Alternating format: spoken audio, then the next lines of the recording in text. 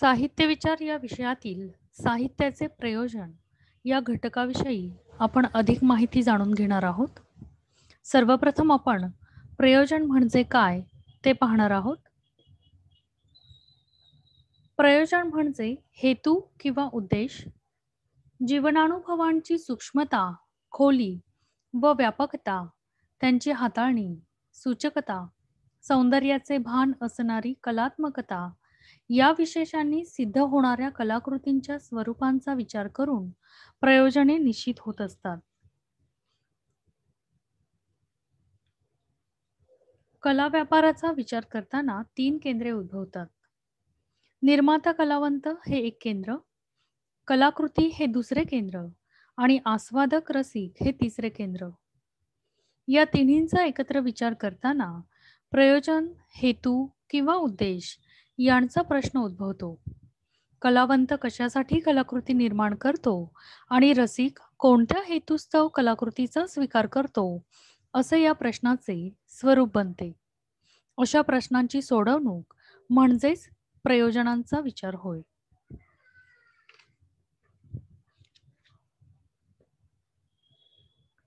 साहित्याची प्रयोजने पुढीलप्रमाणे आहेत. यश, अर्थ, आत्माविष्कार, स्वप्नरंजन, मनोरंजन, विरेचन, जिज्ञासा तृप्ती, उद्बोधन, प्रचार, अनुभवाची समृद्धता आणि स्वरूपनिष्ठा. आपण या प्रत्येकाचे विश्लेषण पाहूयात. यश हे मम्मट या संस्कृत समीक्षकाने सांगितलेल्या साहित्याच्या प्रयोजनापैकी एक होय. यश किंवा कीर्ती हे मम्मटाने काव्याचे सर्वप्रथम प्रयोजन मानलेले आहे. मानवी जीवनात प्रसिद्धी, यश आणि कीर्ती मिळवण्यासाठी साहित्य लेखन होत असते असे म्हटले जाते. पुढचे प्रयोजन आहे अर्थ. अर्थप्राप्ती हेही मम्मटाने सांगितलेल्या प्रयोजनांपैकीच एक आहे. आपले ऐहिक जीवन सुखसमाधानाचे बनवायचे असेल तर माणसाला पैशाची जरुरी भासते.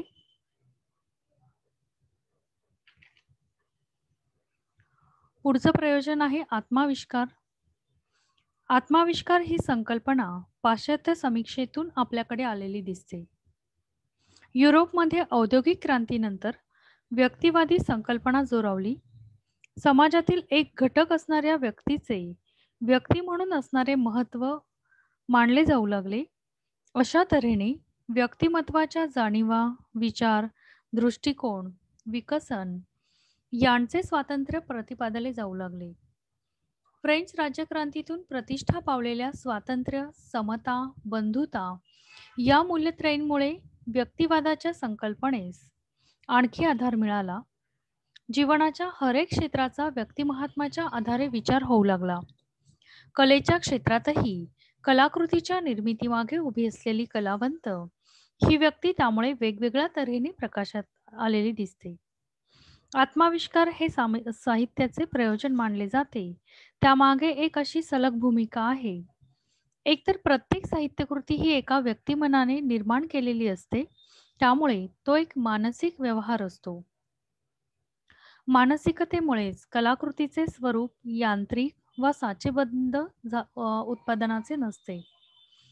यंत्रनिर्मित वस्तूवर जसा निर्माणकर्त्या यंत्रामागे उभ्या असलेल्या व्यक्तीचा ठसा नसतो, तसा प्रकार साहित्यकृतीबाबत होत नाही. दुसरी गोष्ट जास्त महत्त्वाची आहे. कवी काव्यलेखन करतो ते त्याला जाणवलेल्या भावसत्याच्या आविष्कारासाठीच. साहित्याचे पुढील प्रयोजन आहे स्वप्नरंजन. पलायनवादाच्या संकल्पनेतून निर्माण झालेले साहित्य प्रयोजन म्हणजे इच्छापूर्ती किंवा स्वप्नरंजन होय. ते प्रामुख्याने पाश्चात्य विचारसरणीतून आपल्याकडे आलेले आहे.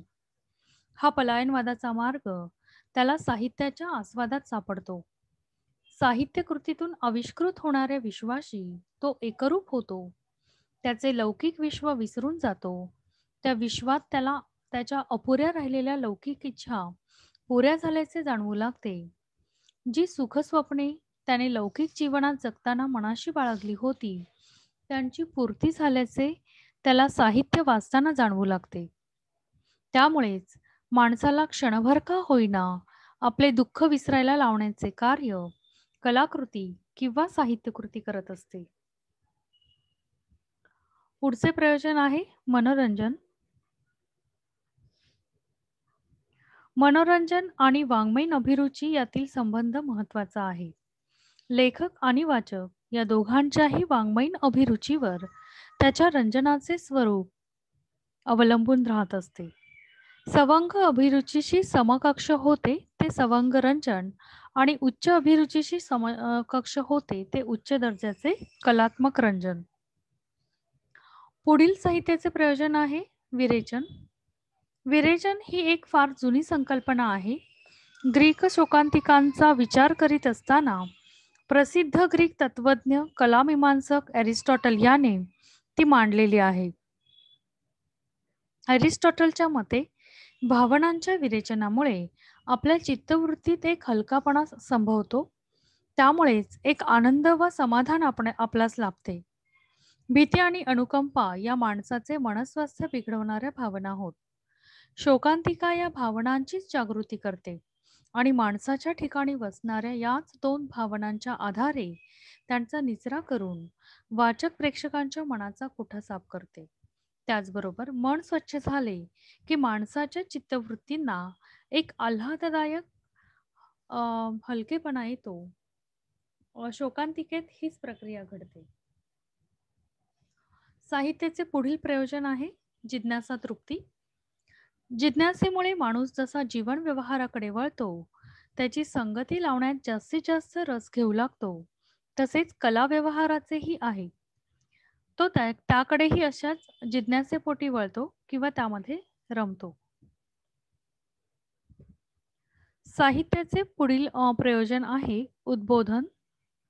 प्रयोजन म्हणून मानल्या जाणाऱ्या उद्बोधन या शब्दाचा मुख्य घटक बोध असा आहे. त्यामुळे प्रथमदर्शनी साहित्य आणि बोध यांचा संबंध नजरेसमोर येतो. साहित्याचे पुढील प्रयोजन आहे प्रचार. प्रचार या प्रयोजनाचे स्वरूप थोड्याफार अर्थाने बोधासारखेच आहे. तिथे लेखक कलावंत न राहता बोधवादी उपदेशक बनतो.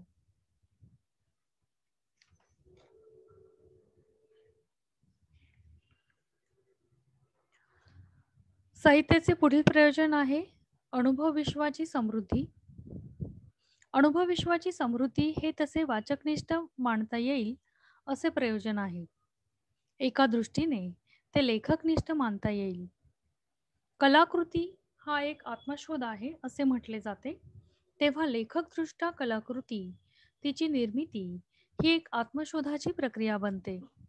आपल्या अनुभवांच्या निमित्ताने लेखक स्वतःच्या अस्तित्वाचा शोध घेऊ पाहतो. अशा तऱ्हेने घेतला जाणारा शोध म्हणजेच एक आत्मविषयक अनुभवांची मालिकाच बनत जाते. साहित्याचे पुढील प्रयोजन आहे स्वरूपनिष्ठा. स्वतःच्या रूपाशी निष्ठा हे प्रामुख्याने कलावादी भूमिकेतून मांडले जाणारे आजचे प्रयोजन आहे. साहित्यकृती म्हणजेच एक भाषिक संघटना अशी भूमिका घेऊन तिच्या रूपसिद्धीची तपासणी केली जाते. अनुभूतीने घेतलेले कलात्मक गोचर रूप म्हणजे कलाकृती किंवा साहित्यकृती होय.